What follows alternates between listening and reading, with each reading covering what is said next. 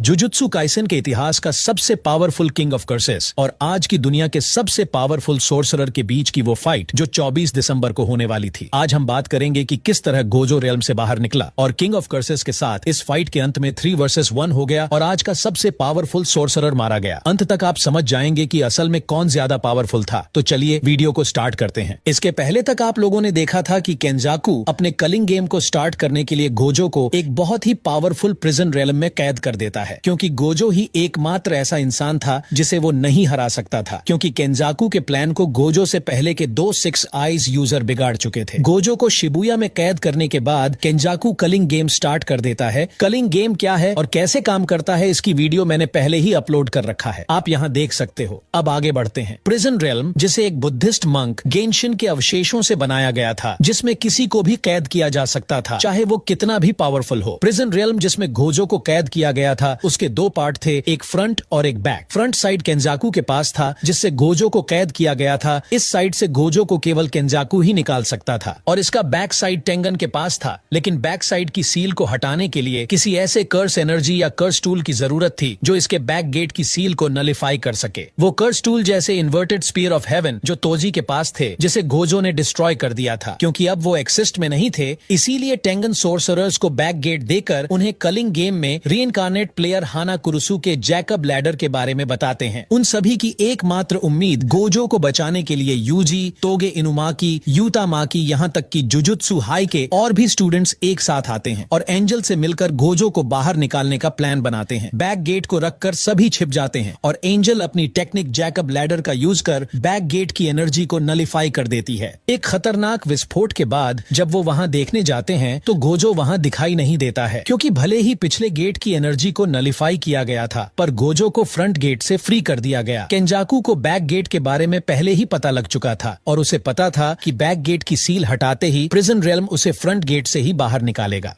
इसीलिए उसने पहले ही फ्रंट गेट को पैसिफिक ओशन के जापान ट्रेंच में 8000 मीटर नीचे छिपा दिया, ताकि अगर गोजो वहां से निकले तो वहां का प्रेशर ना झेल पाए। और फ्रंट गेट की सिक्योरिटी के लिए उसने बहुत सारी कर्स स्पिरिट को तैनात कर दिया। इसके साथ ही कई लेयर से प्रिजन रेल्म को सील भी कर दिया। लेकिन जैसे ही बैक गेट की सील हटी, गोजो फ्रंट गेट से रिलीज हो गया। प्रिजन रेल्म की सील हटते ही गोजो रेल्म से बाहर आ जाता है। 6 आइज अब अपनी कर्स टेक्निक यूज कर सकता था। उस पर ना तो प्रेशर का असर होता, ना ही अब केंजाकू के किसी सील का। अब 19 दिन के बाद प्रिजन रेल्म से बाहर आते ही गोजो सीधे अपने फ्रेंड गेटो की बॉडी को यूज करने वाले केंजाकू को खत्म करने का फैसला करता है और गोजो सीधे केंजाकू के पास पहुंच जाता है और उसे वार्निंग देते हुए उस पर ब्लू से अटैक करता है। लेकिन तभी सुकुना वहां बीच में आके उसे बचा लेता।